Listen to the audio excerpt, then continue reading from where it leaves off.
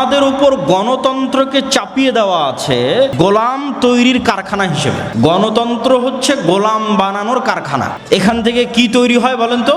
গণতন্ত্র থেকে কি তৈরি হয়? একটু জোরে বলতে হবে, কি তৈরি হয়? গোলাম তৈরি হয়। কিভাবে? গণতন্ত্রের সিস্টেমটাই এমন যে এখানে যদি আপনি 2 নম্বরই না করেন, ধোঁকা না দেন, মিথ্যা না বলেন, গীবত না করেন, নিন্দা না করেন, অপবাদ না দেন, তাহলে আপনার নির্বাচন করে জিতে আসা বহু দূরের কথা। একই দলের একই আসনের মনোনয়ন প্রার্থী যদি 10 জন থাকে, তাহলে সবাই মিলে যদি এই 2 নম্বর ধোঁকাবাজি, দুর্নীতি, টাকা পয়সার লেনদেন, গীবত, তহমত এই রাস্তা অবলম্বন না করে, তাহলে জীবনেও মনোনয়নই নিয়ে আসতে পারবে না। এমপি নির্বাচিত হওয়া তো বহু পরে। তাহলে এমপি নির্বাচিত হওয়া পর্যন্ত যতগুলো স্টেপ আছে, প্রত্যেকটা স্টেপ মিথ্যা দিয়ে পরিপূর্ণ।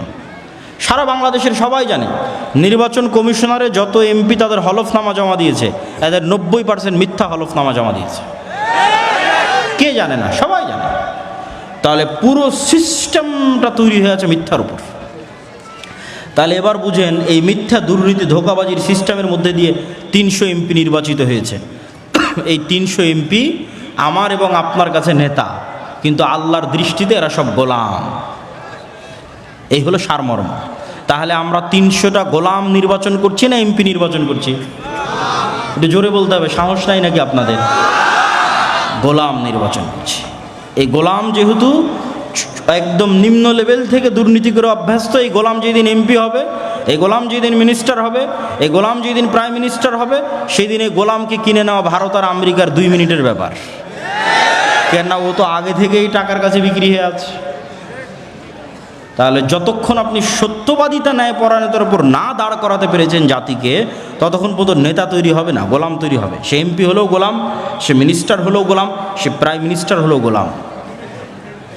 এই জন্যই তো শরীফ ওসমান হাদির মতো যুবকেরা, যারা এই গণতন্ত্রের মতো নিকৃষ্ট এই পদ্ধতির মধ্যে থেকেও চেষ্টা করেছিল সত্যবাদিতা, ন্যায়পরায়ণতার উপর অটল থাকতে, গণতন্ত্র তাদের সহ্য করতে পারেনি, গুলি করে উড়িয়ে দিয়েছে।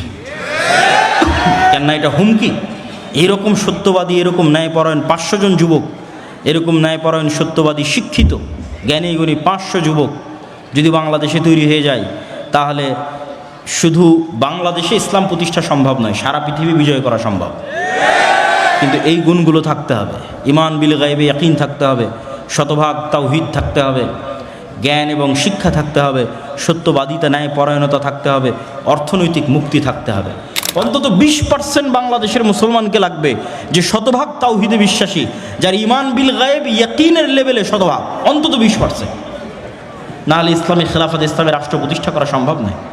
আপনি আমাকে আজকে যদি ক্ষমতায় বসান বাংলাদেশের, আজকে যে আব্দুল্লাহ বিন আব্দুর রাজ্জাক, আপনাকে বাংলাদেশের ক্ষমতা দিয়ে দিলাম, আমি না, বাংলাদেশের সবচেয়ে পরহেজগার মানুষকে ক্ষমতা দিয়ে দিলেন, আল্লাহওয়ালা মানুষকে।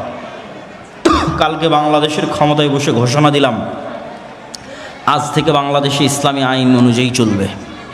ঘোষণা দেওয়ার 1 সেকেন্ডের মধ্যে আমেরিকা, ভারত থেকে শুরু করে যত দেশ আছে সব অর্থনৈতিক বয়কট দেবে, ডলার আসা বন্ধ হয়ে যাবে, IMF, ওয়ার্ল্ড ব্যাংক তার লোন ফেরত চাইবে, বিদ্যুৎ সাপ্লাই বন্ধ হয়ে যাবে, যত রকমের বাধা আছে সব, ব্যবসা বাণিজ্য বন্ধ, গার্মেন্টস বন্ধ, সব বন্ধ। বিভিন্ন জায়গায় যারা প্রবাসে আছে তাদেরকে ধরে ধরে ফেরত পাঠাবে। তখন আপনি একদিনের মধ্যে দেখবেন, আজ দেবীনগরে আমি যা যা সুযোগ সুবিধা পাচ্ছিলাম, আজ আব্দুল্লাহ বিন আব্দুর রাজ্জাক ক্ষমতায় যাওয়ায় সেই সুযোগ সুবিধা নাই। তখন 1 সপ্তাহের মধ্যে আপনি রাস্তায় নামবেন, এই আব্দুল্লাহ বিন আব্দুর রাজ্জাককে ক্ষমতা থেকে নামাও, আগের যেটা ছিল ওটাই ভালো, আমাদের ইসলামের দরকার নাই। কেন? আপনার ঈমান বিল গায়বে ইয়াকিন তৈরি হয়নি। আপনি সেকুলার বস্তুবাদী দুনিয়ার মধ্যে আছেন, ওটার থেকে বের হয়ে যতক্ষণ না পরকালের উপর ইয়াকিন তৈরি না হয়েছে, যতক্ষণ না চোখ বন্ধ করলে নিজেকে জান্নাতে দেখতে না পাচ্ছেন অন্তত 20% মানুষ, ততক্ষণ পর্যন্ত এখানে ইসলামী রাষ্ট্র প্রতিষ্ঠা করা সম্ভব নয়। চোখ বন্ধ করলে আসহাবুল উখদুদের মতো জান্নাত দেখতে পাওয়ার মতো ঈমান অর্জন করতে হবে, পরকাল দেখতে পাওয়ার মতো ঈমান অর্জন করতে হবে। যেই দিন আমরা ওই ঈমানের স্তরে পৌঁছে যাব, সেই দিন আমাদের মুক্তি সুনিশ্চিত। আসসালামু আলাইকুম ওয়া রাহমাতুল্লাহি ওয়া বারাকাতুহু। আলহামদুলিল্লাহ, আলহামদুলিল্লাহি ওয়াহদাহু ওয়াসসালাতু ওয়াসসালামু আলা মান লা নাবিয়্যা বা'দাহ। প্রশংসা আল্লাহর, শান্তি অবতীর্ণ হোক মুহাম্মদ সাল্লাল্লাহু আলাইহি ওয়াসাল্লামের প্রতি। শুরুতেই দু একটি জরুরি কথা বলে আমার বক্তব্যের মূল বিষয়বস্তুর দিকে এগিয়ে যাব। আমরা মক্তব কার্যক্রম শুরু করেছি অনেক দিন হলো, আর মক্তবের প্রচার এবং প্রচারণায় আমি বহু বক্তব্য দিয়েছি।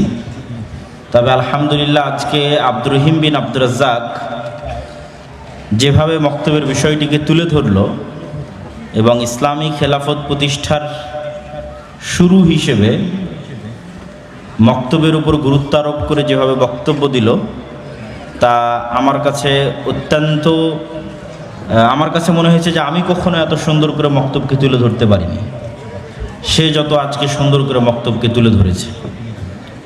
তো এই বক্তব্যের উপর আমল করার লক্ষ্যে, এই বক্তব্যের উপর সামনের দিকে এগিয়ে যাওয়ার লক্ষ্যে দেবীনগরের যুব সমাজ কাজ করুক, এটি আমরাও চাই। তবে সেক্ষেত্রে বক্তব্যের যে সিলেবাস আমরা তৈরি করেছি, এই সিলেবাসের উপর ট্রেনিং খুবই গুরুত্বপূর্ণ। আমরা গত বছর প্রোগ্রামে বক্তব্য দিয়ে যাওয়ার পর আজ এখানে বক্তব্য দিতে আসার পূর্ব পর্যন্ত এখন পর্যন্ত শুধু একজন শিক্ষক ট্রেনিং নিয়েছে এই এক বছরে। তো এটি আমাদের কাছে গ্রহণীয় নয়। আমরা আয়োজক, সদস্য এবং যারা স্থানীয় মুরব্বী আছেন আজকের বক্তব্য শুনছেন, সকলের প্রতি দত্ত আহ্বান থাকবে, এই ট্রেনিংটা এই জন্য জরুরি যে আমাদের ছেলেদের মাথায় কি বিশ্বাস, কি আকিদা, কি জ্ঞান দিতে হবে সেটাকে সামনে রেখে আমি নিজেই এই সিলেবাসের বই পুস্তকগুলো লেখা আছে। তো ওইটা যতক্ষণ পর্যন্ত আপনার শিক্ষক বুঝতে না পারবে, একবার যদি উনি বুঝে আসে উনি নিজেই বলবে যে এইটাতে আমি মক্তবের বাচ্চাদের অনেক উপকার দিতে পারতেছি। সারা বাংলাদেশের শিক্ষকেরা বলতেছে, আপনার শিক্ষকও বলবে। তথা গতানুগতিক ধারায় যেভাবে মক্তব চলে এসেছে সেটার থেকে বের হয়ে নতুন করে ট্রেনিং নিয়ে নতুন সিলেবাসে নতুন উদ্যোগে মক্তব চালাতে হবে। আর আমাদের মক্তবগুলোর উদ্যোগে আন্তঃপ্রতিযোগিতার যে শেষ পর্ব, ফাইনাল রাউন্ড, যেটা এনটিভিতে প্রচারিত হবে রমজান মাসে প্রতিদিন বিকেল 3টের সময়, সেই অনুষ্ঠানের কার্যক্রমও চলমান। ঢাকাতে সেই কার্যক্রম চলমান আছে এখন, যেখানে আমাদের ফাইনাল রাউন্ডে 40 জন শিক্ষার্থী উত্তীর্ণ হয়েছে। আমি জানি না চাঁপাইনবাবগঞ্জের কোনো শিক্ষার্থী উত্তীর্ণ হয়েছে কিনা। সারা বাংলাদেশের সকল মক্তবের মধ্যেই, আমাদের অধীনে পরিচালিত সকল মক্তবের মধ্যেই এটি আয়োজন হয়েছিল। পাশাপাশি আরও একটি বিষয়, যে আমাদের নতুন দুটি বই আপনাদের সামনে এসেছে। একটি আব্দুর রহিম বিন আব্দুর রাজ্জাকের লেখা রাসূল সাল্লাল্লাহু আলাইহি ওয়াসাল্লাম দেখতে কেমন ছিলেন, তার চেহারা, তার শরীর, তার অবকাঠামো, তার দাড়ি, তার চুল, তার হাঁটার স্টাইল, সবই সেই বইয়ে আলোচনায় স্থান পেয়েছে। আর আমার লিখিত আল্লাহর পথে যাত্রা, এই আল্লাহর পথে যাত্রা বইটি সালাফে সালেহিনের লেখা অসংখ্য গুরুত্বপূর্ণ বইয়ের সারমর্ম। যেমন ইবনুল কাইয়িম রাহিমাহুল্লাহর লেখা আদ-দা ওয়াদ দাওয়া, আল ওয়াবিলুস সাইয়্যিব, কিতাবুর রূহ, এই বইগুলোর যেমন সারমর্ম আছে, ঠিক তেমনি ইবনুল কাইয়িম রাহিমাহুল্লাহ আল্লাহর নাম এবং গুণাবলীর উপর যত আলোচনা করেছেন তার বিভিন্ন বই, সেই আলোচনাগুলোর সারমর্ম আছে। তারপরে কিতাবুত তাওহীদ, যেটা মুহাম্মদ ইবনে আব্দুল ওয়াহ্হাব রাহিমাহুল্লাহর লেখা, সেই বইয়ের সারমর্ম আছে। নওয়াকিজুল ইসলাম, কাওয়াইদুল আরবাআ, উসুলুস সালাসা, এই বইগুলোর সারমর্ম আছে। শেখ সালেহ আল উসাইমিন রাহিমাহুল্লাহর লেখা আল কাওয়াইদ আল মুসলা, আল্লাহ সুবহানাহু ওয়া তাআলার নাম ও গুণাবলীর উপর গুরুত্বপূর্ণ নিয়ম কানুনের একটি বই, এই বইয়ের সারমর্ম আছে। শাহ ওলিউল্লাহ মুহাদ্দিস দেহলভী রাহিমাহুল্লাহর হুজ্জাতুল্লাহিল বালিগার অনেক আলোচনা এই বইয়ে আছে। ইমাম গাজালি রাহিমাহুল্লাহর ইহইয়া উলুমুদ্দিনের অনেক আলোচনা এই বইয়ের মধ্যে আছে। সালাফে সালেহিনগণ মানুষকে দ্বীনের পথে নিয়ে আসার জন্য সাধারণ মানুষের উপযোগী করে যত বই লিখেছিলেন, যেগুলোতে সাধারণ মানুষের উপকার হতে পারে, তার প্রায় অধিকাংশ বই থেকেই সারমর্মস্বরূপ আলোচনা নিয়ে সহজবোধ্য ভাষায় রূহ, নফস, শয়তান, ফেরেশতা তাওহীদ, আল্লাহর নাম ও গুণাবলী, গুনাহের প্রভাব, প্রতিকার, ইবাদত সব মিলিয়ে এই বইটি একটি ইসলামের সারমর্ম স্বরূপ বই।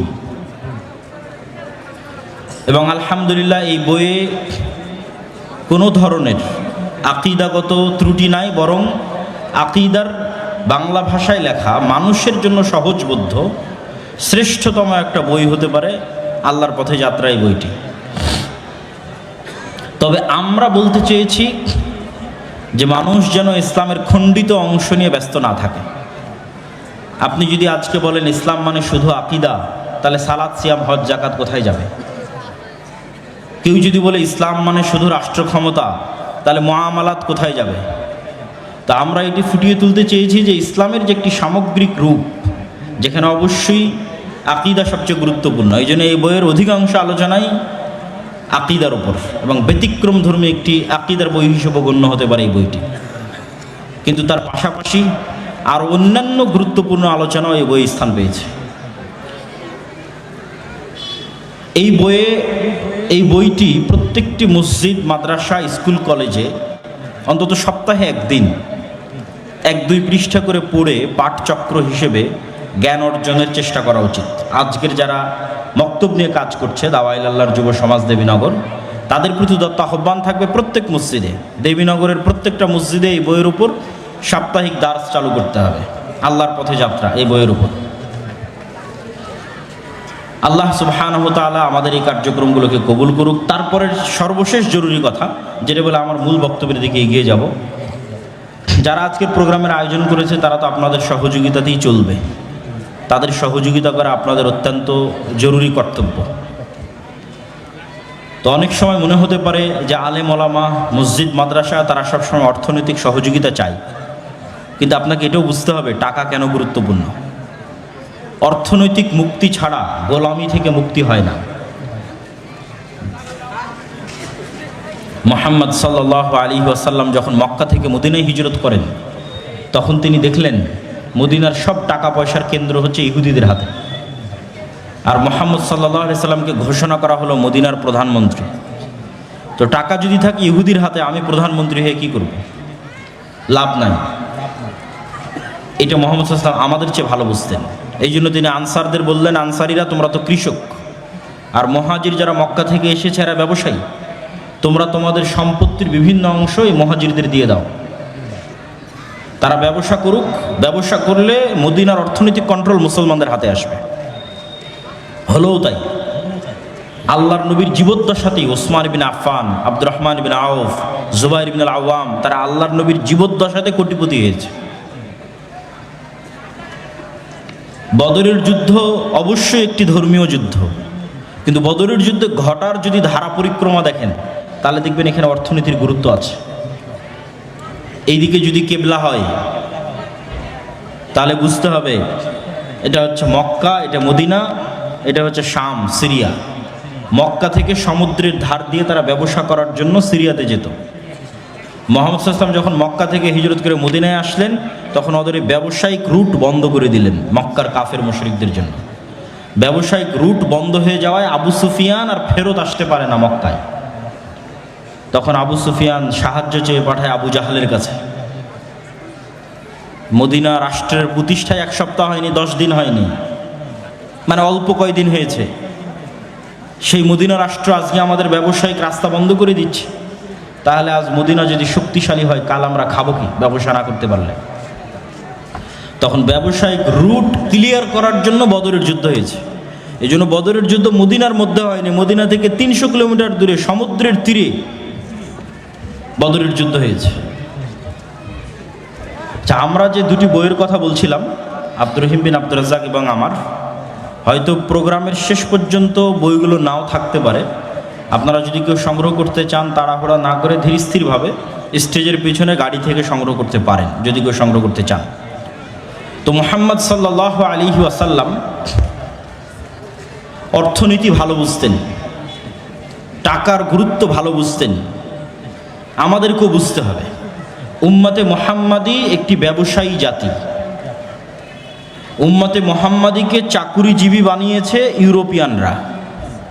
উম্মতে মুহাম্মাদি শিক্ষিত জাতি, উম্মতে মুহাম্মাদিকে বেকার বানিয়েছে, শিক্ষা থেকে দূরে নিয়ে গেছে ইউরোপীয় উপনিবেশ। তাহলে এই শিক্ষা, এই ব্যবসা যেমন মুহাম্মদ সাল্লাল্লাহু আলাইহি ওয়াসাল্লামের বৈশিষ্ট্য, তেমন সাহাবীদের বৈশিষ্ট্য। যতদূর পর্যন্ত ইসলামের দাওয়াত গেছে, ততদূর পর্যন্ত ব্যবসায়ীদের হাত দিয়ে ইসলামের দাওয়াত গেছে।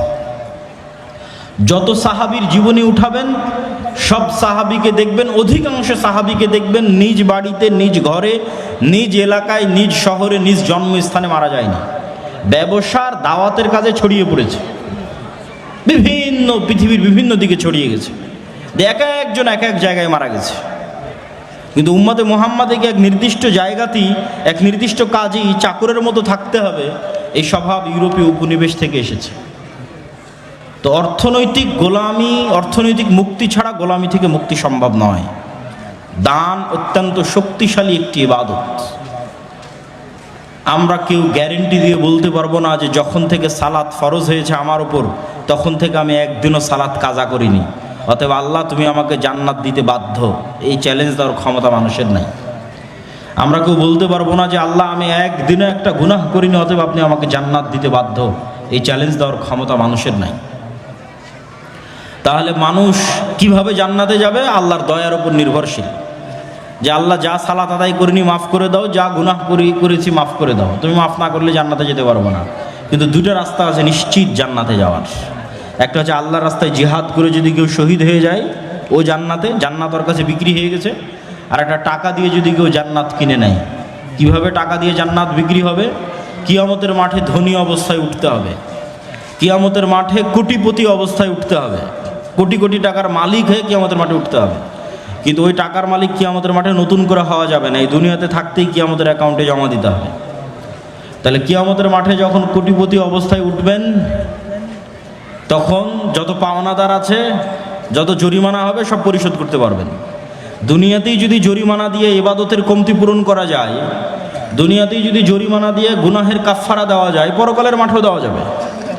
হজ করতে গেছেন, হজ করতে গিয়ে ভুল হয়েছে, মুআল্লিম বলছে দম দাও, টাকা দাও, খাসি দুম্বা কুরবানি করব, ইবাদতের কমতি পূরণ হয়ে যাবে।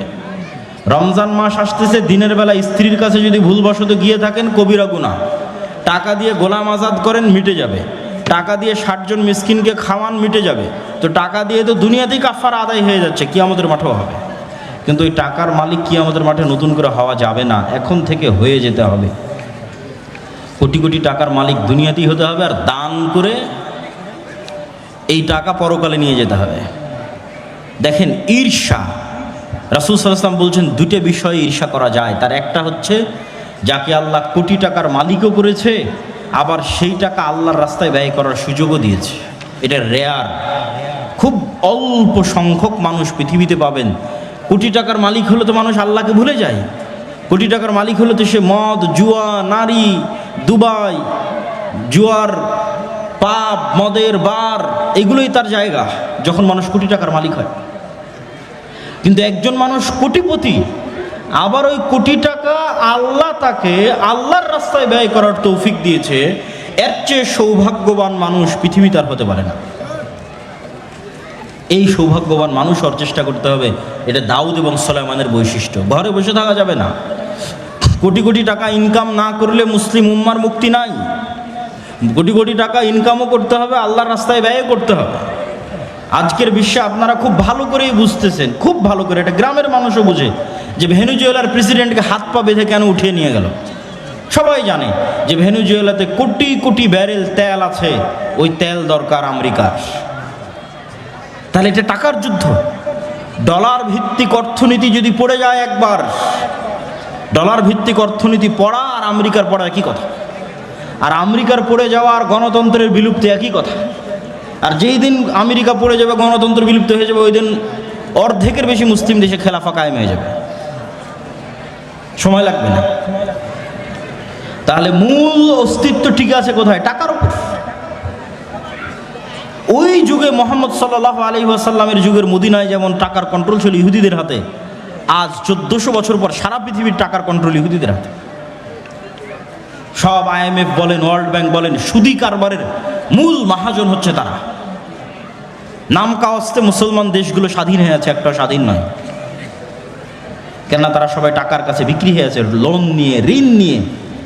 পাকিস্তান যতই শক্তিশালী হোক, বলুক আমার কাছে পারমাণবিক বম আছে, ওই পারমাণবিক বমের সুইচে বাটনে চাপ দিতে পারবে না আব্বাদের অনুমতি না হলে, যে আব্বাদের কাছ থেকে লোন নিয়ে রেখেছে। তাহলে গোলামিটা কোথায়? টাকার গোলামি। এই জন্য যতক্ষণ আপনি হালাল উপায়ে বেশি ইনকাম না করছেন, ক্যাশ টাকায়, লোনের টাকায় না, লোনের টাকা তো গোলামি। সুদের লোন গোলামি। কেননা সুদের লোন আপনাকে মিথ্যা বলা শিখাবে। আর সুদের লোনের বিষয়ে একটা মূলনীতি জেনে রাখেন। গত বক্তব্যে হয়তো বলেছিলাম, আমি যখনই এই নতুন ব্রিজ পার হওয়া থেকে আমার দাদির বাড়িতে পৌঁছা পর্যন্ত একবার গণার চেষ্টা করেছিলাম, অন্তত 20-এরও অধিক এনজিও প্রতিষ্ঠান আছে যারা ক্ষুদ্র ঋণ, সুদি ঋণ এই অঞ্চলে বিতরণ করে থাকে। তো কতগুলো সুদি প্রতিষ্ঠান আছে তা গণার চেষ্টা করেছিলাম, তো আমি গণে শেষ করতে পারিনি। এত বেশি সাইনবোর্ড আছে রাস্তার মোড়ে মোড়ে, এত সুদি প্রতিষ্ঠানের। অথচ এই সুদ গোলামি কিভাবে? ইসলামের আগে একটা মূলনীতি বুঝে যান। ইসলামী সমাজ ব্যবস্থা কয়েকটা মূলনীতির উপর দাঁড়িয়ে আছে। তার একটা মূলনীতি হচ্ছে অল্পে সন্তুষ্ট থাকা। এটা একটা মূলনীতি। এই অল্পে সন্তুষ্ট থাকার উপর যতক্ষণ মুসলমানেরা তৈরি না হবে, ততক্ষণ ইসলামী অর্থনীতি ডেভেলপ করা সম্ভব নয়, ইসলামী ব্যাংক বাস্তবায়ন করা সম্ভব নয়। এই অল্পে তুষ্টি কী জিনিস এবং আপনি ধনী হবেন কিভাবে, এই দুইটা একটা আর একটার সাথে ওতপ্রোতভাবে জড়িত। আপনাদের দেবীনগরের মানুষকে অনেক দিন অনেক বক্তব্য, অনেক নাসিহা দিয়ে গেছে, আজকে ধনী হওয়ার রাস্তা বলে যায়। কেমনে ধনী হবে? ধনী হওয়ার সহজ বুদ্ধি কি? 1 নাম্বার, পৃথিবীতে ধনী হওয়ার কোনো শর্টকাট রাস্তা নাই। ধনী হওয়ার প্রত্যেক শর্টকাট রাস্তা হারাম। আমার সাথে একটু বলেন তো, ধনী হওয়ার প্রত্যেক শর্টকাট রাস্তা কি? হারাম। চোখ বন্ধ করে মনে করবেন। কেউ যদি এসে বলে ভাই এত টাকা এখানে ইনভেস্ট করলে এত দ্রুত তুমি এত টাকার মালিক হয়ে যাবে, নিশ্চিত জেনে রাখুন ওখানে কোথাও না কোথাও হারাম আছে। সেটা মাল্টি লেভেল মার্কেটিং হোক, সেটা ডেস্টিনির মতো প্রতিষ্ঠান হোক, সেটার যেটাই আপনার গ্রামগঞ্জে আসুক না কেন, ধনী হওয়ার কোনো শর্টকাট রাস্তা নেই।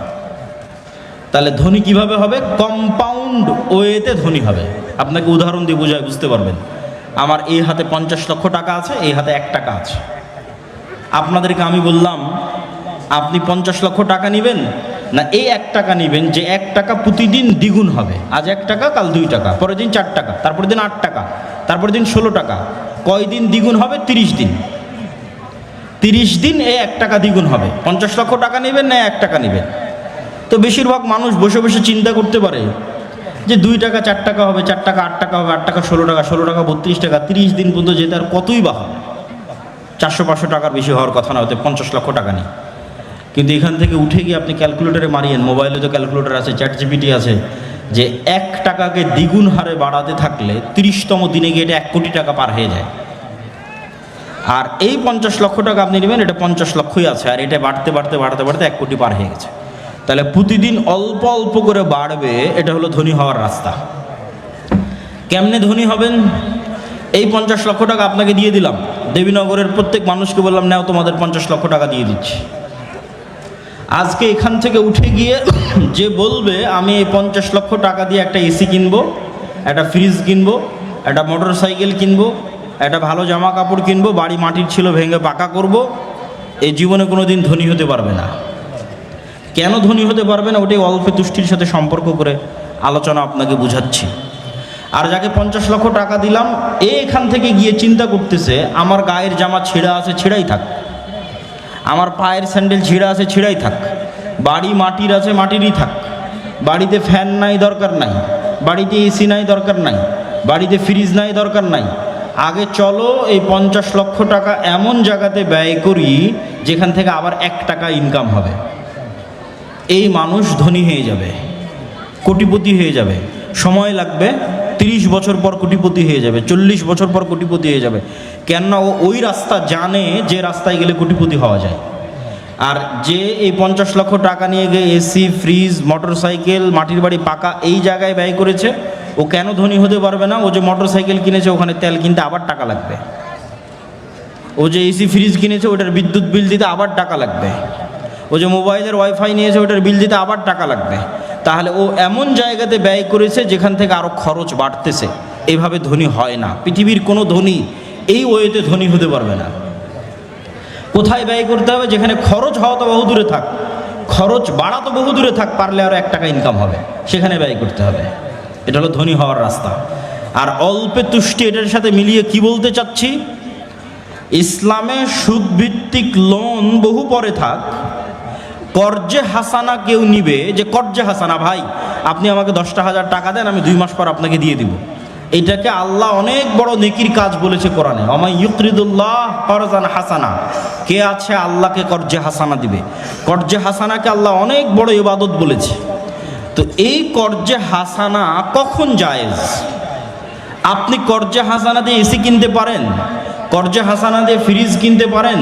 আমার ইসলামিক ফাইন্যান্সের জ্ঞান বলে, ইসলামী শরীয়তে আমি যতটুকু জানি ততটুকু বলে যে বিলাসী পণ্য সুদ ভিত্তিক লোন দিয়ে ক্রয় করা তো বহু দূরে থাক, বিলাসী পণ্য কর্জে হাসানা নিয়েও কেনা যাবে কিনা, এটার হালালের দলিল কেউ দিতে পারবে কিনা আল্লাহ সুবহানাহু ওয়া তাআলা ভালো জানে, আমার জানা নাই। তাহলে কর্জে হাসানাটাই কখন নিতে পারবেন? সুদের লোন বহু পরে। কর্জে হাসানাটাই নিতে পারবেন যখন বিপদে, অ্যাক্সিডেন্ট করে মেডিকেলে আছেন, চিকিৎসা ব্যয় বহন করতে পারছেন না, মেয়ে ছেলেকে বিবাহ দিবেন, খরচ বহন করতে পারছেন না, বিশ্ববিদ্যালয়ে পড়াবেন, খরচ বহন করতে পারছেন না, ব্যবসাটা শুরু করবেন, টাকার ব্যবস্থা হচ্ছে না, এইরকম বিপদমূলক সময়ে কর্জে হাসানা নিতে পারেন। কিন্তু বিলাসী পণ্য, আমার ফ্রিজ না হলেও আমি খেয়ে বাঁচতে পারি, আমার এসি না হলেও আমি খেয়ে বাঁচতে পারি, আমার বাপদাদা বেঁচেছে, মোটর সাইকেল না হলেও আমি চলতে পারি, এই বিলাসী পণ্যগুলোর ক্ষেত্রে সুদি লোন তো বহু দূরের কথা, কর্জে হাসানাও হালাল কিনা তার প্রমাণ দেওয়া কঠিন আছে। কেননা ইসলামের অর্থনীতি দাঁড়িয়ে আছে অল্পে তুষ্ট থাকার উপর, অল্পে সন্তুষ্ট থাকার উপর। সম্মানিত উপস্থিতি, তো বক্তব্যের শুরুর এই অংশটুকু অর্থনীতির উপর, টাকা পয়সার উপর, দানের উপর দেওয়ার পিছনে কারণ এটাই ছিল, যারা আজকের প্রোগ্রামের আয়োজক তারা আপনাদের সহযোগিতার মুখাপেক্ষী। বেশি ইনকাম করতে হবে, বেশি ইনকাম আল্লাহ রাস্তায় দান করতে হবে, হালাল উপায়ে ইনকাম করতে হবে। চলেন বক্তব্যের মূল বিষয়বস্তুতে যাই। বক্তব্যের বিষয়বস্তু হচ্ছে উম্মাতে মুহাম্মাদি গোলামি থেকে কিভাবে মুক্তি পাবে, দাসত্ব থেকে কিভাবে মুক্তি পাবে, দাসত্ব থেকে মুক্তি পাওয়ার রাস্তা কি। আব্দুর রহিম তো আপনাদের সামনে কিছু আলোচনা করলো এবং আমিও সংক্ষিপ্ত ইতিমধ্যে বলে ফেলেছি, একটা পয়েন্ট তো শেষ করে ফেলেছি যে অর্থনৈতিক মুক্তি ছাড়া গোলামি থেকে মুক্তি হয় না। আর অর্থনৈতিক মুক্তির জন্য সুদবিহীন, কর্জবিহীন ক্যাশ টাকার মালিক হতে হবে, তাহলে স্বাধীন, তাহলে আপনি আর গোলাম নাই। সুদবিহীন, কর্জবিহীন ক্যাশ টাকার মালিক হতে হবে, তাহলে আপনি ধনী হয়ে গেছেন, স্বাধীন হয়ে গেছেন, স্বাধীনতার পথে আপনার যাত্রা শুরু হয়ে গেছে। আপনার মাথা উঁচু থাকবে, কোনোদিন নত হবে না, আপনাকে পৃথিবীর কেউ কোনোদিন কিনে নিতে পারবে না। সম্মানিত উপস্থিতি, আর কি রাস্তা আছে গোলামি থেকে মুক্তির? 2টা শর্ত পূরণ করতে হবে, শতভাগ তাওহীদপন্থী মুসলিম এবং শতভাগ ঈমান বিল গায়বে ইয়াকিন। আবারও বলি, শতভাগ তাওহীদপন্থী মুসলিম, শতভাগ ঈমান বিল গায়বে ইয়াকিন। আল্লামা ইকবাল তার কবিতার মধ্যে লিখেছেন, ये दौर अपने बराहिम की तलाश में है। আজকের মুসলমানদের মুক্তির একটাই রাস্তা, মুসলমানদের মধ্যে ইব্রাহিম আলাইহিস সালাম নাই। একটা মুসলমান ইব্রাহিম হতে পারলো না। মুসলমানেরা ওই দিনই মুক্তি পেয়ে যাবে যেই দিন মুসলমানেরা ইব্রাহিম হয়ে যাবে। তা আল্লামা ইকবাল লিখছে, আজকের যুগে মুসলমানদের খুব দরকার একজন ইব্রাহিম আলাইহিসসালাতু ওয়াসসালাম। কেন? ইব্রাহিম আলাইহিসসালাতু ওয়াসসালাম হচ্ছেন শতভাগ তাওহীদের আইকন, যাকে মুহাম্মদ সাল্লাল্লাহু আলাইহি ওয়াসাল্লাম আইকন মেনেছে। মিল্লাতা আবিকুম ইব্রাহিম, আমি তোমাদের পিতা, আমার পিতা ইব্রাহিমের মিল্লাতের অনুসারী। এটাই কোষ্টি পাথর সত্য মিথ্যার মানদণ্ডের। কে ইব্রাহিমের অনুসারী সেই সত্য, যে ইব্রাহিমের অনুসারী নয় সেই মিথ্যা। সবাই চেষ্টা করেছে নিজেকে প্রমাণ করার যে আমি ইব্রাহিমের অনুসারী, ইহুদিরাও চেষ্টা করছে প্রমাণ করার আমরা ইব্রাহিমের অনুসারী, খ্রিস্টানরাও চেষ্টা করছে প্রমাণ করার আমরা ইব্রাহিমের অনুসারী। আর মুহাম্মদ সাল্লাল্লাহু আলাইহি ওয়াসাল্লাম এসে কোরআন দিয়ে, তাওহীদ দিয়ে চ্যালেঞ্জ দিয়েছেন যে আমি ইব্রাহিমের উত্তরসূরি, আমি ইব্রাহিমের অনুসারী। কেন? ইব্রাহিম ছিল শতভাগ তাওহীদপন্থী, আমি মুহাম্মদ সাল্লাল্লাহু আলাইহি ওয়াসাল্লাম শতভাগ তাওহীদপন্থী। তাওহীদের আইকন ইব্রাহিম আলাইহিস সালাতু ওয়াস সালাম। দেবীনগরের মানুষ নিজেকে আহলে হাদিস দাবি করতে পারে, সালাফি দাবি করতে পারে, এটা ভালো কথা যে আহলে হাদিস এবং সালাফিরা কবর পূজা করে না, বড় শিরক থেকে তারা মুক্ত থাকে, তাবিজ কবজের আশ্রয় তারা নেয় না। কিন্তু তার মানে এই নয় যে আপনি ইব্রাহিম আলাইহিস সালাম হয়ে গেছেন। ইব্রাহিম আলাইহিস সালাম হওয়া অনেক দূরের পথ। কি পার্থক্য আছে আপনারা ইব্রাহিম আলাইহিস সালামের মধ্যে? ছোট্ট উদাহরণ দিলে বুঝবেন। আপনি দেবীনগরের একজন আহলে হাদিস সালাফি বলে নিজেকে দাবি করছেন, কবর মাজারে গিয়ে সিজদা দেন না, বড় শিরক থেকে মুক্ত, কিন্তু আপনি আবার বিড়ি এবং সিগারেটের নেশায় আসক্ত। আপনি আবার জুয়ার যে খেলাগুলো আছে সেই জুয়ার খেলায় আসক্ত। আপনি আবার যেখানে টাকার লেনদেন আছে অবৈধ, যেখানে ক্ষমতার স্বার্থ আছে, সেই ক্ষমতার স্বার্থ এবং টাকার স্বার্থের কাছে বিক্রি হয়ে গেছে। তাহলে কি বোঝা গেল? আপনার নিজের ইলাহ আপনার নাফস, আল্লাহ নয়। ও শায়েখ আব্দুর রাজ্জাক বিন ইউসুফ আজকে উপস্থিত হয়েছে, এটা নিয়ে দ্বিধাদ্বন্দ্বের কিছু নাই। উনি উপস্থিত হয়েছেন, পৌঁছে গেছেন, এখানে আসবেন অল্প কিছু সময়ের মধ্যে ইনশাআল্লাহ। সম্মানিত উপস্থিতি, তাহলে ওই ব্যক্তিটা নিজেকে তাওহীদপন্থী দাবি করলো, সে তাওহীদপন্থী কেন নয় ইব্রাহিম আলাইহিস সালামের মতো? ওর ইলাহ ওই কবর না হলেও, ওর ইলাহ হিন্দুদের ওই দেবদেবী মা কালী না হলেও, ওর ইলাহ ওর নিজের নাফস। ইলাহাহু হাওয়া, আল্লাহ কোরআনে বলেছে যে তারা ইলাহ বানিয়ে নিয়েছে নিজের নাফসকে, নিজের মনের প্রবৃত্তিকে ইলাহ বানিয়ে নিয়েছে। ওর মন চাচ্ছে বিড়ি সিগারেট খাবে, খাচ্ছে। ওর মন চাচ্ছে মদ জুয়া আড্ডা গাঞ্জার আড্ডায় ব্যস্ত থাকবে, থাকছে। ওর মন চাচ্ছে খেলার জুয়ায় ব্যস্ত থাকবে, থাকছে। তাহলে ও এখনো তার কালবে সব দিক থেকে আল্লাহকে প্রাধান্য দিতে পারেনি। শতভাগ ইব্রাহিম আলাইহিস সালামের মতো তাওহীদ মানে আল্লাহ যা ভালোবাসে আপনার কাল পাগলের মতো ওইটাকে ভালোবাসবে। আল্লাহ যা ঘৃণা করে আপনার কালব ওইটাকে পাগলের মতো ঘৃণা করবে। আল্লাহ সুবহানাহু ওয়া তাআলা যা করতে বলেছে আপনি ওটাকে পাগলের মতো করবেন। আল্লাহ যা করতে বিরত থাকতে বলেছে তা থেকে পাগলের মতো বিরত থাকবেন। আপনার কালব যেদিন এরকম পরিপূর্ণ স্বাধীন হয়ে যাবে, এখানে টাকার আধিপত্য নাই, ক্ষমতার আধিপত্য নাই, জুয়া নেশা বিড়ি সিগারেটের আধিপত্য নাই, এখানে নারীর আধিপত্য নাই, এখানে আধিপত্য আছে শুধু আল্লাহ সুবহানাহু ওয়া তাআলার, তখন এবার আপনি ইব্রাহিম আলাইহিস সালামের মতো শতভাগ তাওহীদপন্থী মুসলমান। এরকম মুসলমান ছাড়া উম্মতে মুহাম্মাদের মুক্তি সম্ভব নয়। 2 নম্বর বলেছি ঈমান বিল গায়বে ইয়াকিন। গায়েব কি? আব্দুর রহিম ফেরেশতার কথা বলছিল, এটাই গায়েব। আব্দুল্লাহ বিন আব্দুর রাজ্জাক উপস্থিত হয়েছে, এটা গায়েব নয়, চোখে দেখা যাচ্ছে। আব্দুর রাজ্জাক বিন ইউসুফ উপস্থিত হবে, এটা চোখে দেখা যাবে একটু পরেই। কিন্তু গায়েব কোনটা? এখানে ফেরেশতারা উপস্থিত হয়েছে, এটা গায়েব। এই গায়েব যেই দিন আপনি চোখে দেখতে পাবেন, মানে চোখে দেখা জিনিসের মতো বিশ্বাস করতে পারবেন, ওই দিন উম্মতে মুহাম্মাদের মুক্তি হয়ে গেছে। এই জন্য একটা ঘটনা মনে রাখতে হবে, আসহাবুল উখদুদের ঘটনা।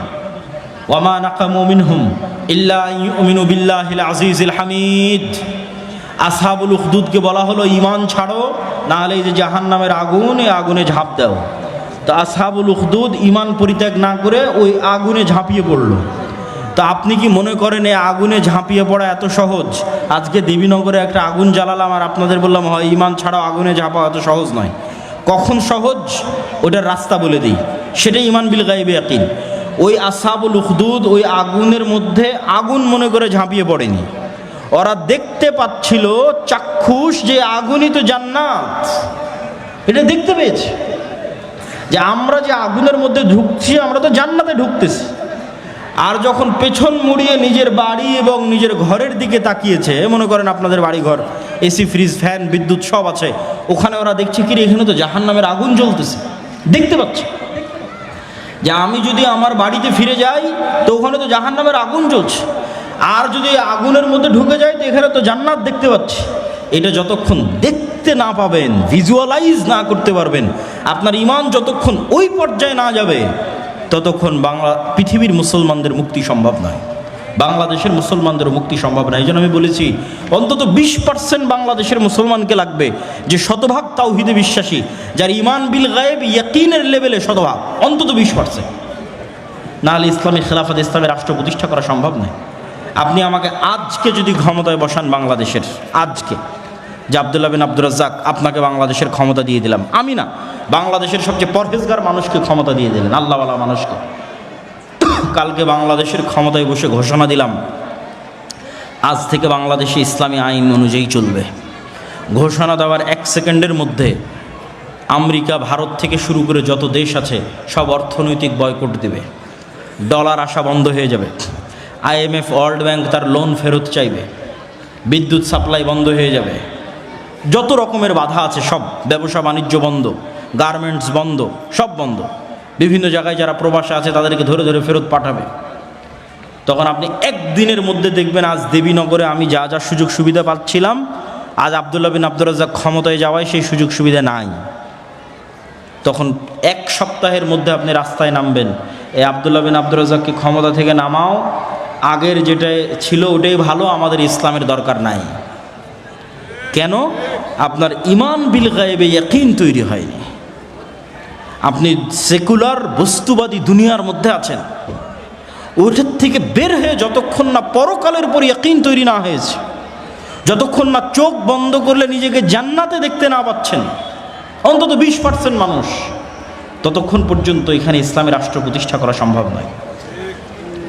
চোখ বন্ধ করলে আসহাবুল উখদুদের মতো জান্নাত দেখতে পাওয়ার মতো ঈমান অর্জন করতে হবে, পরকাল দেখতে পাওয়ার মতো ঈমান অর্জন করতে হবে। যেই দিন আমরা ওই ঈমানের স্তরে পৌঁছে যাব সেই দিন আমাদের মুক্তি সুনিশ্চিত। এবং এটার জন্যই আল্লাহর পথে যাত্রা বই, এই বইটি আপনাদের পড়তে হবে। পয়েন্ট নাম্বার 4, শিক্ষা এবং জ্ঞান, সত্যবাদিতা এবং ন্যায়পরায়ণতা। বানু ইসরাইল এবং বানু ইসমাইলের মধ্যে পার্থক্য কি? ইসরাইল আর ইসমাইল, ইসহাক আর ইসমাইল, ইসহাকের সন্তান আর ইসমাইলের সন্তান, এদের মধ্যে পার্থক্য কি? একজনকে ইব্রাহিম আলাইহিস সালাম রাখলেন জেরুজালেমে, আর একজনকে রাখলেন মক্কায়। জেরুজালেম থেকে ইসহাকের সন্তানেরা কোথায় চলে গেল? ইয়াকুব, ইউসুফ চলে গেল মিশর। মিশরে গিয়ে 300 বছরের গোলাম হলো ফেরাউনের। ফেরাউনের 300-400 বছরের গোলামির পর মুসা আলাইহিস সালামের হাত দিয়ে মুক্তি। এ হলো বানু ইসরাইল। বানু ইসরাইলরা ইতিহাসের লম্বা সময়ে কখনো গোলাম, কখনো স্বাধীন, কিন্তু ফেরাউনের দীর্ঘ গোলামির কারণে এরা মিথ্যা, ধোঁকা, দুর্নীতি, 2 নাম্বারি রাস্তা, জুয়াচুরি এগুলো শিখে নিয়েছিল। এই জন্য আল্লাহ যখন বলল শনিবারের দিন মাছ ধরা যাবে না, ওরা শনিবারের দিন মাছগুলো আটকে রেখে রবিবারের দিন ধরলো। মাছ ওগুলোই ধরলো যেগুলো শনিবারে এসেছিল, কিন্তু আল্লাহকে দেখালো যে আল্লাহ শনিবারে তো ধরিনি, রবিবারে ধরেছি। এই যে ধোঁকাবাজি বুদ্ধি কোথায় থেকে শিখলো?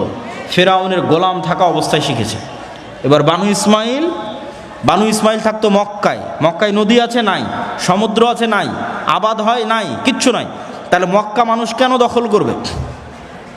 কেউ কোনোদিন মক্কা দখল করতে যায়নি। ফলত ইসমাইলের সন্তানেরা কোনোদিন গোলাম হয়নি। একবার মাত্র আব্রাহা, তাও টাকার কারণে নয়, ইবাদতের কারণে কাবা ঘর ধ্বংস করতে গেছিল। দখল করে রাখবে এটা উদ্দেশ্য ছিল না। ও ইয়েমানে একটা কাবা ঘর বানিয়েছিল, সেখানে মানুষ যেত না, সেই রাগে ও কাবা ঘর ধ্বংস করতে এসেছিল, ব্যর্থ হয়েছে। তো মুহাম্মদ সাল্লাল্লাহু আলাইহি ওয়াসাল্লাম পর্যন্ত ইসমাইলের সন্তানেরা কেউ কোনোদিন গোলাম ছিল না, কৃতদাস ছিল না। যেহেতু গোলাম ছিল না, সেহেতু ইসমাইলের সন্তানেরা বেশিরভাগই মিথ্যা, 2 নাম্বারি, ধোঁকা, জুয়াচুরি এগুলো জানতো না। আপনি ইতিহাস ঘেটে দেখেন, আব্দুল মোত্তালেব আল্লাহর নবীর দাদা কাফের মুশরিক, কিন্তু মিথ্যুক, 2 নাম্বারি করেছে, কারো টাকা মেরে দিয়েছে, ধোঁকাবাজি করেছে, এটা ইতিহাস থেকে পাবেন না। আল্লাহর নবীর চাচা আবু তালেব কাফের মুশরিক অবস্থায় মৃত্যু হয়েছে, কিন্তু ধোঁকাবাজ, ওয়াদা খেলাফকারী, টাকা নিয়ে মেরে দেয়, জবরদখল করে, অন্যায়কারী, এরকম কোনো ইতিহাস আবু তালেবের জীবনী থেকে খুঁজে বের করতে পারবেন না। থাকতে পারে মানুষের মধ্যে খারাপ ভালো থাকবে, ইসমাইলের সন্তানেরা সবাই ভালো এটাও বলবো না, কিন্তু অধিকাংশই তারা গোলামি যেহেতু করেনি, ফলত তারা মিথ্যা, ধোঁকাবাজি এই জিনিসগুলো জানতো না। ঠিক যেমন মুহাম্মদ সাল্লাল্লাহু আলাইহি ওয়াসাল্লাম জানতো না। তাহলে কি বোঝা গেল? গোলামির সাথে মিথ্যা, দুর্নীতি, ধোঁকাবাজি সম্পৃক্ত। যে গোলাম হবে ও অটোমেটিক এই জিনিসগুলো শিখে যাবে। তো উম্মতে মোহাম্মদী যেহেতু বানু ইসমাইল, এরাও কোনোদিন মিথ্যা ধোঁকাবাজি জানতো না। মানুষ এদের সততা দেখে ইসলাম গ্রহণ করেছে। কিন্তু যখন ইউরোপ এদেরকে গোলাম বানিয়ে রেখেছে 300 বছর, এই ভারত, বাংলাদেশ, পাকিস্তানি 190 বছর, তখন এই গোলামির সময়ে এরা মিথ্যা বলা শিখে নিয়েছে, ধোঁকাবাজি 2 নম্বরই শিখে নিয়েছে। আব্দুর রহিম তো সুন্নাতের কথা বলল, গাজার সুন্নাতের অনুসরণের কথা বলল। আমি আর একটা উদাহরণ দিয়ে যাই, যে গাজায় যত ত্রাণ বিতরণ হয়, এই ত্রাণ বিতরণ নিয়ে যে সিন্ডিকেট আছে, এই সিন্ডিকেটের পার্সেন্টেজ ইহুদিদের হাতে যায় না। এই সিন্ডিকেট জর্দান, মিশর এবং ওই ফিলিস্তিনের অভ্যন্তরের মুসলমান, এদের টপ লেভেলের যারা আছে এরা এই সিন্ডিকেট মেনটেন করে। তাহলে মিশরে যেই জিনিসের দাম 10 টাকা, গাজার মধ্যে ওই জিনিসের দাম 500 টাকা। কে বাড়ালো 500 টাকা? এটা একটা সিন্ডিকেট। এই সিন্ডিকেট সব মুসলমান, এটা ইহুদিরা নয়। তাহলে এদের মধ্যে স্বভাব ঢুকে গেছে বানু ইসরায়েলের, গোলামির স্বভাব, মিথ্যা, ধোঁকা, 2 নম্বরই, জুয়াচুরি, জোর জবরদস্তি। তাহলে এরা কিভাবে নেতা হবে, কিভাবে নেতৃত্ব দিবে, কিভাবে স্বাধীন হবে, কিভাবে আজাদ হবে? সম্ভব নয়। এই জন্য সত্যবাদিতা, ন্যায়পরায়ণতা একটা মানদণ্ড, যেই মানদণ্ড দিয়ে উম্মতে মুহাম্মাদি নেতা হতে পারে, নেতা হওয়া সম্ভব। তো আমাদের উপর গণতন্ত্রকে চাপিয়ে দেওয়া আছে গোলাম তৈরির কারখানা হিসেবে। গণতন্ত্র হচ্ছে গোলাম বানানোর কারখানা। এখান থেকে কি তৈরি হয় বলেন তো? গণতন্ত্র থেকে কি তৈরি হয়? একটু জোরে বলতে হবে, কি তৈরি হয়? গোলাম তৈরি হয়। কিভাবে? গণতন্ত্রের সিস্টেমটাই এমন যে এখানে যদি আপনি 2 নম্বরই না করেন, ধোঁকা না দেন, মিথ্যা না বলেন, গীবত না করেন, নিন্দা না করেন, অপবাদ না দেন, তাহলে আপনার নির্বাচন করে জিতে আসা বহু দূরের কথা। একই দলের একই আসনের মনোনয়ন প্রার্থী যদি 10 জন থাকে, তাহলে সবাই মিলে যদি এই 2 নম্বর ধোঁকাবাজি, দুর্নীতি, টাকা পয়সার লেনদেন, গীবত, তহমত এই রাস্তা অবলম্বন না করে, তাহলে জীবনেও মনোনয়নই নিয়ে আসতে পারবে না। এমপি নির্বাচিত হওয়া তো বহু পরে। তাহলে এমপি নির্বাচিত হওয়া পর্যন্ত যতগুলো স্টেপ আছে, প্রত্যেকটা স্টেপ মিথ্যা দিয়ে পরিপূর্ণ। সারা বাংলাদেশের সবাই জানে, নির্বাচন কমিশনারে যত এমপি তাদের হলফনামা জমা দিয়েছে, এদের 90% মিথ্যা হলফনামা জমা দিয়েছে। কে জানে না? সবাই জানে। তাহলে পুরো সিস্টেমটা তৈরি হয়ে আছে মিথ্যার উপর। তাহলে এবার বুঝেন, এই মিথ্যা, দুর্নীতি, ধোঁকাবাজির সিস্টেমের মধ্যে দিয়ে 300 এমপি নির্বাচিত হয়েছে। এই 300 এমপি আমার এবং আপনার কাছে নেতা, কিন্তু আল্লাহর দৃষ্টিতে এরা সব গোলাম। এই হলো সারমর্ম। তাহলে আমরা 300টা গোলাম নির্বাচন করছি না এমপি নির্বাচন করছি? একটু জোরে বলতে হবে, সাহস নাই নাকি আপনাদের? গোলাম নির্বাচন করছি। এই গোলাম যেহেতু একদম নিম্ন লেভেল থেকে দুর্নীতি করে অভ্যস্ত, এই গোলাম যেদিন এমপি হবে, এই গোলাম যেদিন মিনিস্টার হবে, এই গোলাম যেদিন প্রাইম মিনিস্টার হবে, সেই দিন এই গোলামকে কিনে নেওয়া ভারত আর আমেরিকার 2 মিনিটের ব্যাপার। কেননা ও তো আগে থেকেই টাকার কাছে বিক্রি হয়ে আছে। তাহলে যতক্ষণ আপনি সত্যবাদিতা, ন্যায়পরায়ণতার উপর না দাঁড় করাতে পেরেছেন জাতিকে, ততক্ষণ পর্যন্ত নেতা তৈরি হবে না, গোলাম তৈরি হবে। সে এমপি হলেও গোলাম, সে মিনিস্টার হলেও গোলাম, সে প্রাইম মিনিস্টার হলেও গোলাম। এই জন্যই তো শরীফ ওসমান হাদির মতো যুবকেরা, যারা এই গণতন্ত্রের মতো নিকৃষ্ট এই পদ্ধতির মধ্যে থেকেও চেষ্টা করেছিল সত্যবাদিতা, ন্যায়পরায়ণতার উপর অটল থাকতে, গণতন্ত্র তাদের সহ্য করতে পারেনি, গুলি করে উড়িয়ে দিয়েছে। কেননা এটা হুমকি। এরকম সত্যবাদী, এরকম ন্যায়পরায়ণ 500 জন যুবক, এরকম ন্যায়পরায়ণ, সত্যবাদী, শিক্ষিত, জ্ঞানী গুণী 500 যুবক যদি বাংলাদেশে তৈরি হয়ে যায়, তাহলে শুধু বাংলাদেশে ইসলাম প্রতিষ্ঠা সম্ভব নয়, সারা পৃথিবী বিজয় করা সম্ভব। কিন্তু এই গুণগুলো থাকতে হবে। ঈমান বিল গায়বে ইয়াকিন থাকতে হবে, শতভাগ তাওহীদ থাকতে হবে, জ্ঞান এবং শিক্ষা থাকতে হবে, সত্যবাদিতা, ন্যায়পরায়ণতা থাকতে হবে, অর্থনৈতিক মুক্তি থাকতে হবে। আর সর্বশেষ 2টা জিনিস লাগবে আল্লাহর সাহায্যের জন্য, যেটা বলে আমার বক্তব্য শেষ করব। আল্লাহর সাহায্য ছাড়া ইসলাম এবং মুসলমানদের মুক্তি সম্ভব নয়। আল্লাহর সাহায্য ছাড়া ইসলাম এবং মুসলমানদের বিজয় সম্ভব নয়। ইসলাম এবং মুসলমানদের বিজয়ের পূর্ব শর্তই আল্লাহর সাহায্য। আমি আপনি কে? মুহাম্মদ সাল্লাল্লাহু আলাইহি ওয়াসাল্লামের বিজয় হয়নি আল্লাহর সাহায্য ছাড়া। উনি বদরে বিজয় নেওয়ার জন্য আগের রাতে লম্বা সালাত আদায় করছেন। আবু বকর রাদিয়াল্লাহু তাআলা আনহু বলছেন, কাফাকা মুনাশাদাতাকা রাব্বাক, যথেষ্ট হয়েছে, এত দোয়া করতে হয়, এত লম্বা সালাত আদায় করতে হয়। কিন্তু মুহাম্মদ সাল্লাল্লাহু আলাইহি ওয়াসাল্লাম খুব ভালোভাবে জানেন, তিনি যত বড় নবী হন, যত বড় আল্লাহওয়ালা হন, যত সর্বশ্রেষ্ঠ রাসূল হন, আল্লাহ যদি তাকে সাহায্য না করে উনি জিততে পারবেন না। আর আল্লাহর সাহায্য ততক্ষণ আসবে না যতক্ষণ না উনি সালাত আদায় না করেন, যতক্ষণ না উনি রাতের সালাতে আছেন, যতক্ষণ না উনি সকাল সন্ধ্যার জিকিরে আছেন, ততক্ষণ আল্লাহর সাহায্য তার উপর আসবে না। এটা উনি আমাদের চেয়ে ভালো জানেন, এটা উনি আবু বকর রাদিয়াল্লাহু তাআলা আনহুর চেয়ে ভালো জানেন। এই জন্য মুসলমানদের মুক্তির কোনো রাস্তা নাই সালাত ছাড়া। সালাত নাই, আল্লাহ সুবহানাহু ওয়া তাআলার গন্তির মধ্যে নাই, আল্লাহ সুবহানাহু ওয়া তাআলার কাউন্টের মধ্যে নাই। আল্লাহ সুবহানাহু ওয়া তাআলা তাকে গণে না, ধরে না, মুসলমান হিসেবে ধরে না, মানুষ হিসেবে ধরে না। সে কে? আল্লাহ সুবহানাহু ওয়া তাআলা তাকে চেনে না। তাহলে 16 কোটি বেনামাজি ভোট দিয়ে ইসলাম বিজয় করা সম্ভব নয়। সালাত আদায় করে মসজিদ পূর্ণ করতে হবে। সারা বাংলাদেশের যদি সব ওসি ডিসি এসপি মন্ত্রী মিনিস্টার আজকে বলে আমি সত্যবাদী ন্যায়পরায়ণ হয়ে গেলাম, 80% ইসলাম প্রতিষ্ঠা হয়ে যাবে। 80%। সরকার পরিবর্তন হয়, এরা তো পরিবর্তন হয় না, এরা তো ওদের জায়গাতেই থাকে। গত 16 বছরে এরাই ছিল, এখনও আছে, আগামী 5 বছর যে সরকার ক্ষমতা আছে ওরাই থাকবে। তা এরা তো আমাদের ঘরের সন্তান। ওসি ডিসি এসপি মন্ত্রী মিনিস্টার তো অন্য ঘর থেকে আসেনি, দেবীনগর থেকে গেছে, বাংলাদেশ থেকে গেছে, গাইবান্ধা থেকে গেছে। এরা যদি আজকে বলে যে আমি সত্যবাদী ন্যায়পরায়ণ থাকবো, কালকে 80% ইসলাম প্রতিষ্ঠা হয়ে যাবে। কেন বলছে 80%? ইসলাম রাষ্ট্রে যাওয়ার ব্র্যান্ডিং হচ্ছে ন্যায়। রাসূল সাল্লাল্লাহু আলাইহি ওয়াসাল্লাম ঈসা ইবনে মারিয়ামের ব্র্যান্ডিং করেছেন, লা তাকুমুস সাআহ হাত্তা ইয়ানজিলা ঈসা ইবনে মারিয়াম। ততক্ষণ পর্যন্ত কিয়ামত সংঘটিত হবে না যতক্ষণ ঈসা ইবনে মারিয়াম অবতীর্ণ না হয়। আর ঈসা ইবনে মারিয়াম অবতীর্ণ হয়ে কী করবে? ইয়াকসিরুস সালিব, ক্রুশ ভেঙে দিবে আর সারা পৃথিবীতে ন্যায় প্রতিষ্ঠা করবে। আল্লাহু আকবার। তাহলে রাষ্ট্রে ইসলামের ব্র্যান্ডিং ন্যায়, ন্যায়পরায়ণতা। এই সমস্ত ওসি ডিসি এসপি মন্ত্রী মিনিস্টার এদেরকে আমরা ইসলাম বুঝাতে ব্যর্থ হয়েছি। তারা মনে করছে তাদের ঘুষের দুর্নীতির টাকা দিয়ে তারা হজ করে মসজিদ মাদ্রাসায় দান করে এই পাপ ক্ষমা করে নেবে। নাউজুবিল্লাহ, নাউজুবিল্লাহ। এইটা মুনাফিকি। বরং তাদের বোঝা উচিত ছিল তারা যেই পদে আছে ওই পদে সে ওই দানবীরের এবং তাহাজ্জুদ গুজারের চেয়ে বেশি নেকি অর্জন করতে পারত যদি রাসূল সাল্লাল্লাহু আলাইহি সাল্লামের এই হাদিসকে ফলো করতো যে সাবআতু ইউযিল্লুহুমুল্লাহ ইয়াওমা লা যিল্লা ইল্লা যিল্লুহ, ইমামুন আদিল, 7 শ্রেণীর মানুষকে আল্লাহ তার আরশের ছায়া দিবেন। তার মধ্যে সালাত আদায়কারীকে অতিক্রম করে গেছে, দানবীরকে অতিক্রম করে গেছে, যে সে হচ্ছে ইমামুন আদিল, রাতের তাহাজ্জুদের সালাত এবং দান এইটিকে অতিক্রম করে গেছে, যে তার পদে দায়িত্ব পালন অবস্থায় ন্যায়পরায়ণ। তাহলে ওই ওসি হারাম টাকা দিয়ে হজের নেকি অর্জন করতে চায়। আরে পাগল, ওখানে বসে থেকে তুমি ন্যায় প্রতিষ্ঠা করো, তাহলে তো তুমি এমনি এর চেয়ে বেশি নেকি বাবা। আল্লাহ রাসূল ঘোষণা দিয়ে রেখেছে, কিন্তু আমরা ইসলাম তাদেরকে বুঝাতে পারিনি যে ইসলাম কি, মানুষকে বুঝাতে পারিনি আমরা ইসলাম কি। এই জন্য আমাদের প্রজন্ম ধ্বংস হয়ে গেছে। পুরো দেশটা দুর্নীতির উপর দাঁড়িয়ে আছে এবং মিথ্যার উপর দাঁড়িয়ে আছে।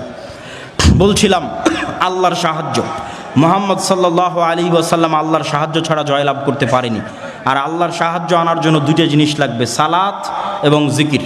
এইটা বলে আমার সংক্ষিপ্ত বক্তব্য শেষ করব। জিকির কেন শক্তিশালী, সালাত কেন শক্তিশালী, আপনাকে বুঝতে হবে। পৃথিবীর সবচেয়ে শক্তিশালী জিনিস হচ্ছে আওয়াজ। পৃথিবীর সবচেয়ে শক্তিশালী পাওয়ারফুল জিনিস হচ্ছে সাউন্ড। আজকের আধুনিক সভ্যতা দাঁড়িয়ে আছে আলোর উপর।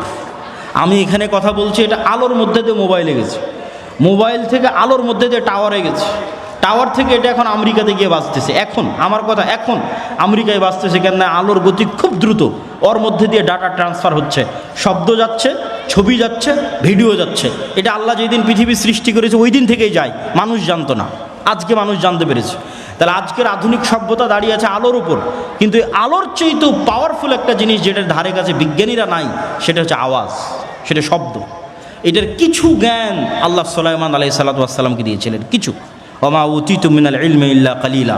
দেখেন, আমি আজকে এখানে যা বক্তব্য দিচ্ছি, এখন যদি একজন চাইনিজ মানুষ এখানে বসে থাকে, তাহলে ওর কাছে এটা বক্তব্য মনে হবে না, আওয়াজ, শুধু আওয়াজ।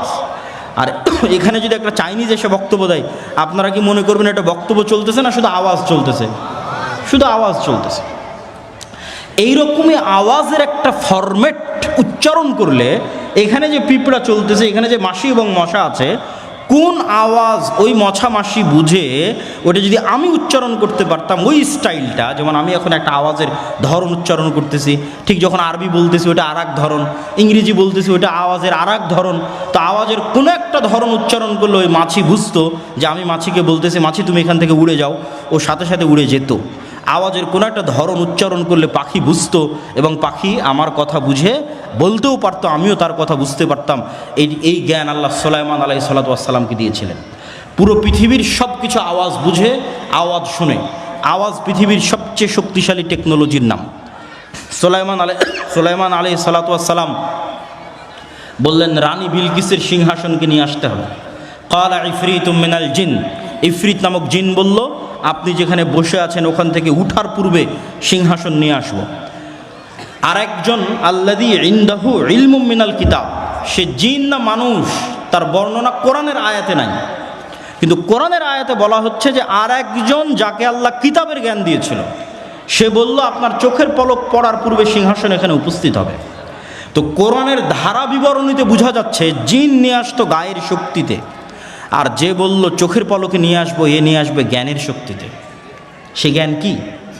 কিছু মুফাসসির লিখেছেন আল্লাহু আলাম, আল্লাহ ভালো জানে, তবে ঠিকও হতে পারে যে তার কাছে ইলমুম মিনাল কিতাব, কিতাবের কি জ্ঞান ছিল।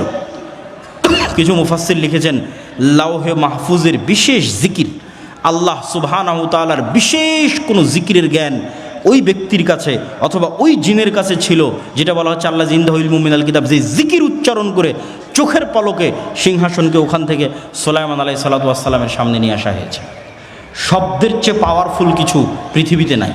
আল্লাহ সুবহানাহু ওয়া তাআলা এই পুরো পৃথিবীকে টিকিয়ে রেখেছেন শব্দের উপর, আওয়াজের উপর। এই পুরো পৃথিবীকে ধ্বংস করে দিবেন আওয়াজ দিয়ে। ইসরাফিলের বাঁশির আওয়াজ দিয়ে পৃথিবী ধ্বংস হয়ে যাবে। এই সিস্টেম আল্লাহই তৈরি করেছেন। আল্লাহ সুবহানাহু ওয়া তাআলা যখন মানুষকে পুনরুজ্জীবিত করবেন তখন ইসরাফিলের বাঁশির আওয়াজ দিয়েই পুনরুজ্জীবিত করবেন। এই সিস্টেম আল্লাহরই তৈরি করা। আল্লাহ বলছেন ইউসাব্বিহু লিল্লাহি মা ফিস সামাওয়াতি ওয়া মা ফিল আরদ, আসমান জমিন এবং তার নিচে যা কিছু আছে, এই পেপার, এই মাইক, এই মোবাইল, কাপড়, প্যান্ডেল, মাটি, গাছপালা, জীবজন্তু, জড়বস্তু, জড় পদার্থ, কীট পতঙ্গ, পঙ্গপাল সব 24 ঘন্টা আল্লাহর তাসবিহ পাঠ করতেছে, মানে আওয়াজ করতেছে, আওয়াজ হচ্ছে।